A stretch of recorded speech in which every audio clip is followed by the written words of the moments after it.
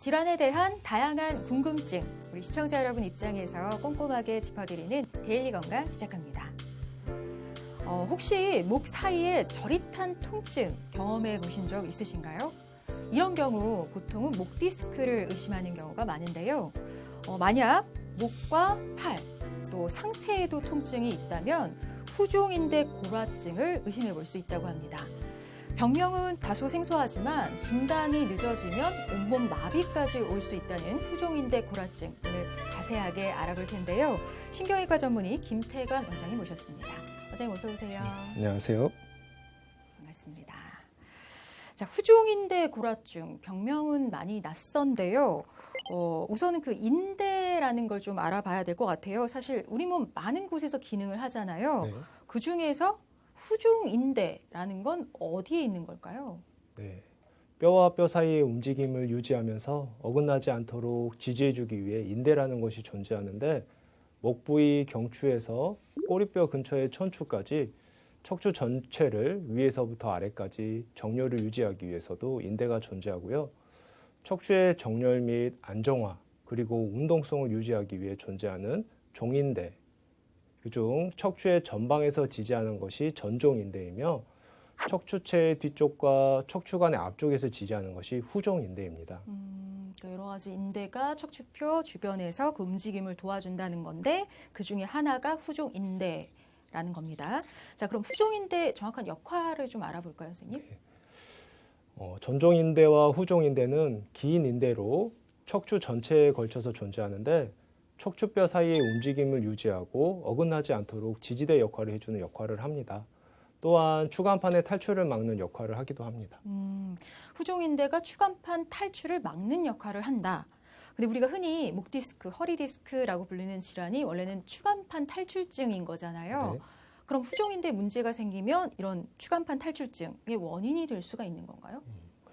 물론 가능성이 있겠습니다만 후종인대가 문제가 생겨 디스크 탈출증이 생긴다기보다는 디스크 탈출증이 후종인대의 파열과 동반되어 발견되는 경우가 더 많다고 할 수 있겠습니다. 네, 그러니까 후종인대 파열과 디스크 탈출증이 동반될 수 있다는 거 기억하시면 좋겠습니다. 자, 그럼 오늘의 주제 후종인대 골화증 어떤 병인지 알려주세요.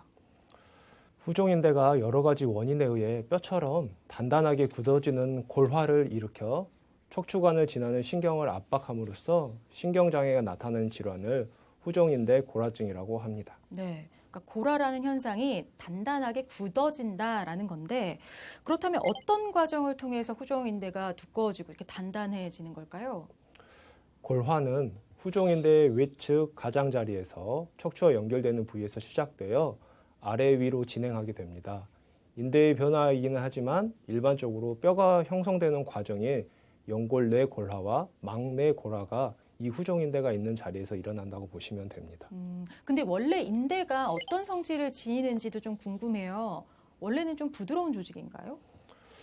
잘 늘어나지 않는 고무밴드를 생각하시면 될 것 같습니다. 아주 부드럽지도 않지만 그렇다고 아주 딱딱하지도 않습니다. 네. 자, 그러면 후종인대뿐만 아니라 그 전종인대에도 골화증이 생길 수 있나요? 전종인대에도 골화증이 생길 수 있습니다. 전종인대 골화증이 후종인대 골화증만큼 심각하게 받아들여지지 않는 이유는 후종인대 골화증은 척추관이라는 앞뒤가 막혀 있는 관 안에서 발생하며 척추, 즉 신경줄기를 압박하여 심각한 증상들이 나타납니다. 하지만 전종인대 골화증은 열린 공간 안으로 발생하기 때문에 증상이 나타나는 경우가 많지 않습니다. 네.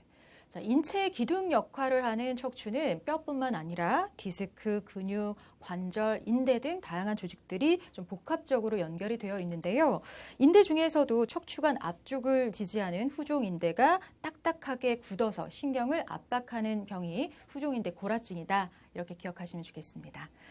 자, 그러면 후종인대 골화증 좀 더 자세하게 알아보기에 앞서서 오늘 키워드 먼저 확인해 보겠습니다. 경추. 경추라는 건 척추의 윗부분, 그러니까 목뼈를 얘기하는 거잖아요. 후종인대 골화증이 주로 발생하는 부위가 경추인 건가요? 네, 그렇습니다. 후종인대 골화증은 대부분이 경추에서 발생하며 경추와 흉추의 발생 빈도는 9대 1 정도로 압도적으로 경추에서 주로 발생하고 있습니다.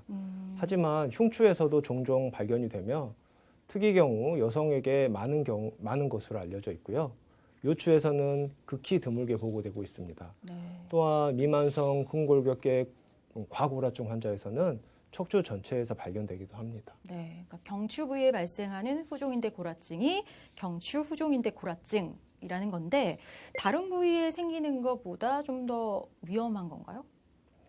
경추에서 생기는 경우 위험한 이유는 척수병증으로 발견되어 질병이 진행하거나 또는 외상 등의 이유로 골화된 후종인대가 척수를 자극할 경우 사지마비, 심할 경우 호흡부전 등의 증상을 유발할 수 있기 때문입니다. 네, 경추부에 발생한 후종인대 골화증이 가장 위험하다.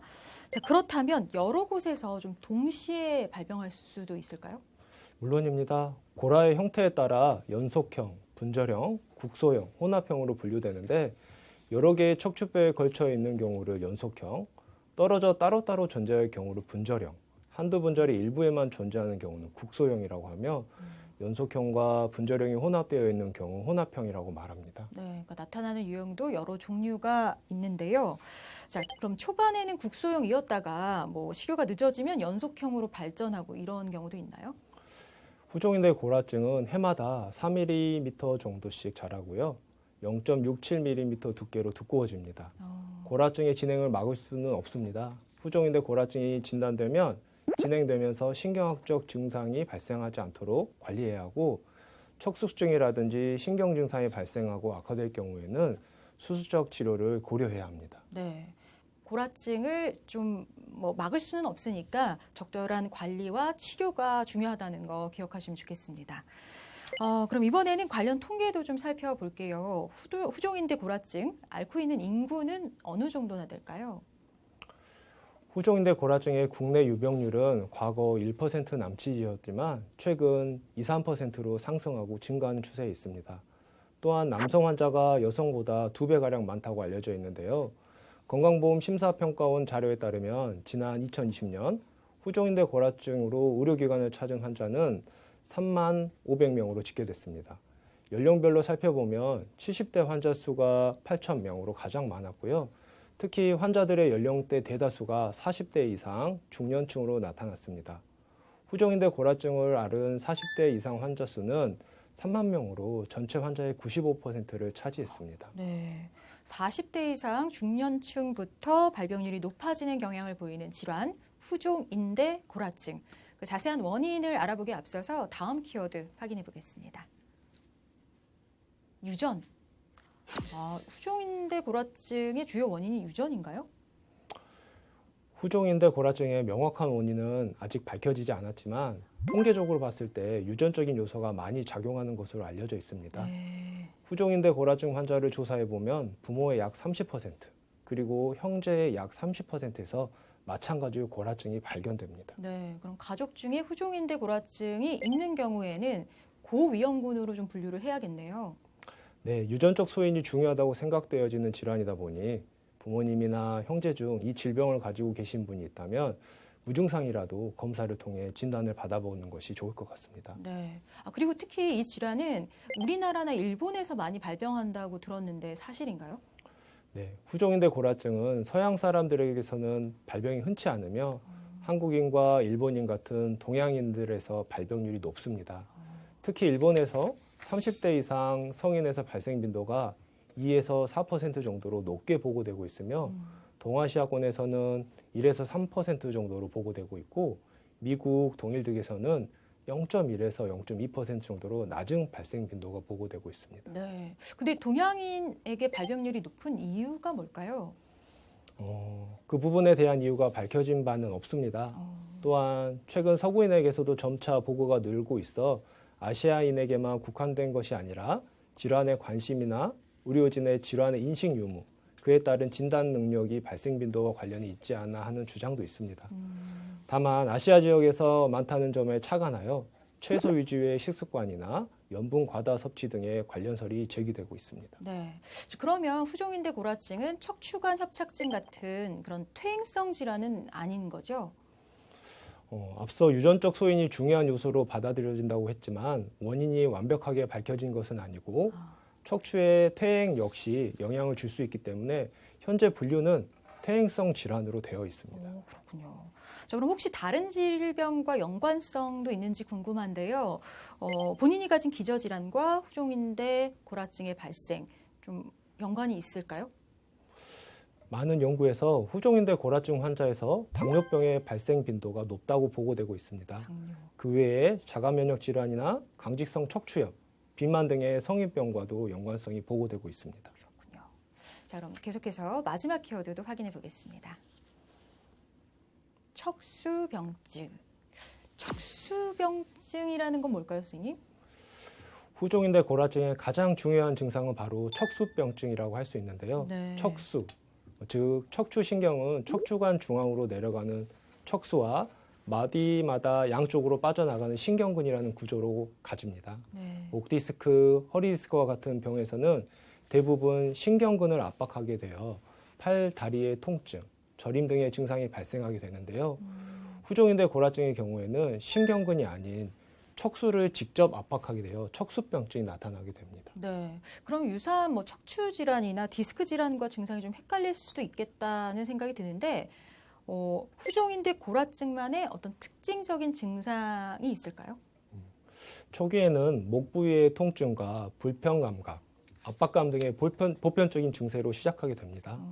그러다 진행되게 되면 점차적으로 후종인대가 더 딱딱하게 커지게 되면서 신경을 압박하여 척수변증이 나타나게 되는데요. 환자분들이 호소하는 전형적인 증상의 경우 글씨를 쓸 수 없다, 젓가락질이 안 된다 등 미세 동작 장애가 나타나고 딱딱한 바닥을 걸어가는데 구름 위를 걷는 것 같다, 발이 푹푹 빠지는 느낌이 든다고 표현하는 경우가 많습니다. 그리고 신경근 병증 같은 게 동반되는 경우도 흔히 볼 수 있습니다. 신경근 병증이 동반되는 경우가 흔하다. 그러니까 신경근 병증이 동반된다는 건 허리나 목 부위에 어떤 통증이나 저림이 동반될 수 있다, 이런 뜻인가요? 네. 신경근 병증이 동반될 수 있다는 것은 경추에서 신경근이 압박되어 증상이 나타날 수 있다는 뜻입니다. 그래서 팔과 손가락으로 통증, 저림 등의 증상이 동반될 수 있습니다. 네. 자, 후종인대 고라증 증상에 대해서 알아봤는데요. 혹시 이런 증상이 전혀 없는 경우도 있을까요? 네, 증상이 없는 경우가 더 많습니다. 연구에 의하면 대부분의 환자는 증상이 없거나 또는 경미한 경부통만을 겪으며 지내다가 점차로 진행하게 되어 증상이 심해지면 병원을 찾게 됩니다. 병원을 찾은 환자 중에서도 갑상선이라든지 목의 다른 병을 검사하는 중에 우연히 발견되는 경우도 있습니다. 네. 그러면 초기 발견이 좀 어려운 질환인 거네요. 그렇다고 할 수 있겠습니다. 척추관의 앞, 뒤 직경이 65% 이상 좁아져야 증상이 나타난다는 보고가 있으니까요. 물론 모든 환자들이 똑같지는 않습니다만 이런 이유로 증상이 있는 후종인대 고라증의 경우 대부분 병이 꽤 진행된 경우라고 볼 수 있습니다. 네. 근데 이 후종인대 고라증 아무래도 그 증상을 듣다 보니까 오해되는 질환들이 많이 있을 것 같아요. 특히 앞서 미세 동작 장애도 생길 수 있다고 하셨어요. 그렇다면 뇌졸중의 전조 증상 이런 걸로도 볼 수 있을 것 같은데 어떨까요? 그럴 가능성이 다분합니다. 요즘은 TV, 인터넷 등의 매체를 통해 많은 정보를 사람들이 접하고 있어 네. 여러 가지 병에 대해서 환자분들이 정보를 많이 알고 있습니다. 하지만 정확하지 않은 정보도 많아서 환자분들이 잘못 알고 계신 경우도 많은데요. 뇌졸중은 갑자기 발생하는 경우가 많고 보통 한쪽으로 마비가 오는 경우가 많습니다. 네. 그리고 의식이 나빠지는 경우가 많고요. 흔히들 전조 증상이라고 말씀하시는 경우는 일과성 허혈 장애라고 하여 뇌혈관이 잠깐 막혔다가 뚫리는 경우라고 볼 수 있습니다. 이런 경우에도 보통은 저림이나 통증 등은 없이 한쪽으로 마비가 잠깐 왔다가 사라지게 됩니다. 하지만 후종인대 고라증은 서서히 진행하며 점차적으로 증상이 심해져서 병원을 찾게 됩니다. 그리고 마비뿐만 아니라 감각 이상이나 저림 등도 같이 동반되게 되고요. 네. 자, 그럼 이 밖에 또 유사한 질환과의 차이점도 좀 알아볼게요. 통증이나 저림 같은 증상을 볼 때는 다른 척추 질환으로 오해하는 경우도 있을 것 같은데 어떨까요? 네, 맞습니다. 그래서 실제 임상 현장에서는 심지어 의료진들도 증상의 명백한 차이를 인지하지 못해 추간판 탈출증, 경추간판 질환으로 오해하는 경우가 있는데요. 신경을 압박한다는 측면에서 추간판 탈출증과 비슷하지만 서서히 진행하고 전반적으로 척수 자체를 압박하기 때문에 추간판 질환에서는 보이는 방사 통증은 드물고 평측성 증상보다는 양측성 증상으로 나타난다는 특징이 있습니다. 네, 그러니까 증상이 나타나는 그 양상에 좀 차이가 있으니까요. 정확한 건 전문 병원을 찾아서 검사를 받고 진단 받아보시는 게 좋겠습니다. 자, 그러면 병원에서는 후종인대 고라증 어떻게 진단하는지 그 방법도 좀 알려주세요. 환자가 호소하는 증상을 토대로 신경학적 검사와 문진 등 그 후종인대 고라증이 의심된다면 방사적 검사상 확진을 해야 합니다. 고라성 병변이기에 척추 자기공명 영상보다는 단순 방사선 검사와 척추 전산화 단층 촬영이 진단이 용이한데요. 단순 방사선 검사에서 후종인대 고라는 잘 관찰될 수 있으나 그 전산화 단층 촬영은 고라된 종괴의 모양과 크기, 척추 간 협착과 척수 압박 정도를 정확히 알 수 있습니다. 자기공명 영상은 척수의 신경병성 유무와 척수의 상태를 잘 나타내는 장점이 있으나 고라 부위는 무신호로 나타나기 때문에 주의해야 하고요. 그 외에도 신경 손상의 정도를 확인하기 위해서는 근전도, 유발전이 검사, 방광기능 검사 등을 시행할 수 있습니다. 네. 근데 조기에 발견하는 게 어려우니까 발견 즉시, 진단 즉시 치료를 시작하는 게 중요할 것 같은데요. 근데 혹시 후종인대 고라증의 치료를 좀 미룰 경우 생길 수 있는 문제점, 이것도 좀 짚어볼까요? 네. 신경 압박이 오랜 기간 지속될 경우 척수 신경에 되돌릴 수 없는 변성이 나타나게 되어 이러한 경우 수술을 시행해도 이미 손상된 신경 기능을 기대하기 어렵게 됩니다. 이럴 경우 손의 기능 이상이나 보행 장애, 배뇨 장애 등 치명적인 장애도 남길 수 있습니다. 네. 자, 근데 한번 단단해진 인대는 다시 돌아오지는 않는 거죠? 네, 인대가 두꺼워지거나 석회화되는 것은 비가역적입니다. 한번 두꺼워지거나 석회화되면 다시 얇아지거나 없어지지 않습니다. 네. 자, 후종인대 고라증에 대해서 알아보고 있는 데일리 건강. 이제부터 치료법 알아보겠습니다. 먼저 비수술적 치료법부터 살펴볼 텐데요. 우선적으로 어떤 치료들이 있을까요? 비수술적 방법으로 안정과 운동 제한, 소염 진통제, 스테로이드 등 약물 투여 등을 시행하게 되고요. 그 외에는 보조기를 착용하거나 열 치료, 초단파 치료, 마사지, 견인 치료 등의 물리치료 등이 시행합니다. 네. 자, 근데 이런 보존적 치료법으로 잘 회복이 되면 물론 좋겠지만 그렇지 않은 경우에는 이제 다른 치료법으로 넘어가야 할 텐데요. 어떤 경우에 그럼 수술이 필요할까요? 후종인대 고라증의 증상이 나타나고 처음 진단을 받게 되는 경우는 대부분 어느 정도 척수신경의 압박이 현저하고 척수병증의 증상이 생겨 있으므로 보존적 치료에 반응을 보이지 않을 때가 더 많습니다. 그래서 조기에 발견되거나 증상이 심하지 않더라도 협착이 심한 경우는 예방적 목적의 수술이 필요한 경우도 있습니다. 네. 자, 그럼 그 수술 방법과 내용도 좀 살펴봐야 할 텐데요. 어떤 방법으로 수술이 이루어질까요? 수술의 여부는 환자의 상태에 따라 결정되고 네. 수술의 방법은 척수증의 정도, 침범된 척추 분절, 담당 의사의 선택에 따라 전방 혹은 후방으로 시행할 수 있습니다. 경추의 경우 원칙적으로 전방접근법으로 척추체 제거술을 시행한 후 고라 부위를 직접 다 적출하는 것이 이상적이지만 세개 척추체 이상에서 발생했거나 수술 조작으로 척수를 손상시킬 위험이 있는 경우에는 간접적인 후방 감압술로 후궁 절제술이나 척추 후궁 성형술을 시행합니다.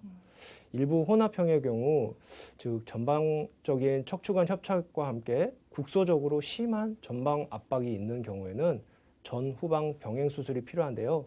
골화 부위를 척추 손상 없이 모두 적출하면 예후는 양호한 편입니다. 네, 그러니까 환자의 상태에 따라서 좀 다르게 접근해서 수술을 한다는 네. 건데요. 자, 그럼 재발 가능성이 있는지도 좀 살펴볼게요. 수술로 고라 부위를 다 적출하게 되면 재발은 안 되는 건가요? 수술 방법에 따라 후종인대를 제거하지 않고 척수광을 넓히는 수술만 했을 때는 재발하는 경우가 있지만 후종인대를 제거한 후에는 재발하지 않습니다. 그리고 수술할 정도로 진행되었을 때는 이미 후종인대 고라증 진행이 확인된 상태이기 때문에 네. 타 부위에 발생하여 2차 수술을 하는 경우는 흔하지 않습니다. 네, 다행이네요. 근데 후종인대를 이제 제거하는 경우에는 그 기능은 어떻게 대체를 하는지 궁금해요. 후방인대는 척추를 고정하고 지탱하는 역할을 하는데 후종인대 골화증으로 수술할 경우 척추를 고정하기 때문에 후방인대의 역할은 없어지게 됩니다. 네, 이렇게 후종인대 골화증의 치료법까지 자세하게 알아봤는데요. 마지막으로 예방법 살펴보겠습니다. 예방은 가능할까요, 선생님? 퇴행성 질환은 평상시 생활 습관과 밀접한 연관이 있습니다. 무거운 안전모나 헬멧과 같은 모자를 쓰거나 목을 너무 많이 움직이거나 하는 등의 척추에 무리가 가는 행동을 하면 그만큼 척추의 부하가 퇴행성 변화를 촉진시키게 되므로 이를 피하는 것이 좋습니다. 척추의 자세를 올바르게 하는 것도 무리를 덜 주게 되어 퇴행성 변화를 늦출 수 있습니다. 네. 경추는 흉추나 요추보다 외부 충격이나 불안정한 자세 등에 견디는 정도가 약하기 때문에 바른 자세를 유지하는 것이 중요하며 일정한 자세를 오래 유지하는 경우에는 자주 목을 풀어주어 경부 근육의 경직을 줄여주는 것이 필요합니다. 과도한 목 운동을 삼가하고 목 굴곡을 심화시키는 엎드려서 책 보기, 누워서 텔레비전 보기, 높은 베개 베기와 같은 자세는 피하도록 하고요. 특히 습관적인 목 돌리기와 목 꺾기는 경추와 추간판에 손상을 주어 경추골의 비우 및 후종인대 골화 등 퇴행성 질환을 악화시킬 수 있으므로 주의가 필요합니다. 네. 말씀하신 대로 목 부분인 경추는 흉추나 요추보다 외부의 충격이나 불안정인 자세에 좀 견디는 힘이 약하기 때문에 경추 부분의 후종인대 골화증을 예방하기 위해서는 평소 바른 자세 유지하는 게 중요하다는 거 잊지 마시기 바랍니다. 자, 오늘 데일리 건강은 여기까지고요. 도움 말씀 주신 김태관 원장님 고맙습니다.